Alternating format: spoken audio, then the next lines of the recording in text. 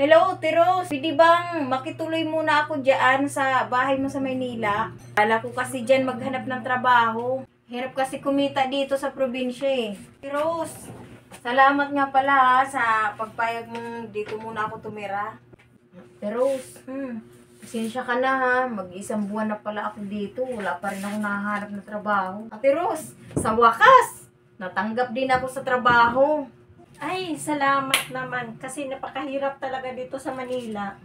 Paano kasi lahat dito binabayaran? Sa wakas, makakatulong ka na rin sa akin.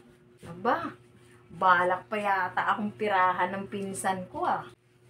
Aba, gabing-gabi na, wala pa rin yung pinsan ko. Lumipat na pala siya ng matitirhan. Ay, sa wakas, malaya na rin ako. Good morning, ma'am. Pinatawag niyo daw po ako. Pasensya ka na, Miss Ann. Pero isa ka ditong matatanggal sa kumpanya. Kasama pa ako sa natanggal. Naku, mapapalis ako sa inuupahan kong kwarto nito. Tama.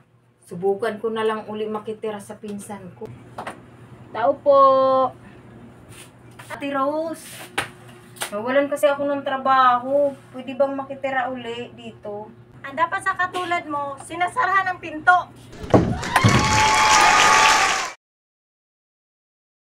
Sir, wala akong kinuha sa inyo. Kung makapagbintang kayo, akala niyo naman nakakakita kayo? Sige, manager. Ay, may bulag na pumasok. Ako na nga mag-entertain. Good morning, miss. Ang sarap ng coffee nila. Pwede bang pakitawag yung manager nyo? Good morning, sir. Manager, ang sarap ng coffee ninyo at pandesal. Sir, maraming salamat po sa pag-recognize sa products namin. Sige, manager. Maraming salamat. Sir, saglit lang po kasi hindi pa po kayo nakapagbayad. Hindi porket bulag kayo, libre na ang order ninyo dito sa coffee shop namin. Nagbayad na ako, manager. Bali, sobra pa nga po yung binayad ko eh. Nandyan na po sa waitress nyo. Kinuha niya kanina sa bulsa ko. Sir, wala akong kinuha sa inyo. Kung makapagbintang kayo, akala niyo naman nakakakita kayo? Alam mo, miss, bulag lang po ako. Hindi ako manhid. Manager, i-read nyo yung kuha ng CCTV. Sir, na po kayo dyan.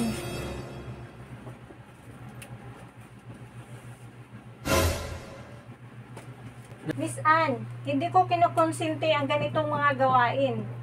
Ubarin mo na lang yung uniform mo dahil simula ngayon, tanggal ka na.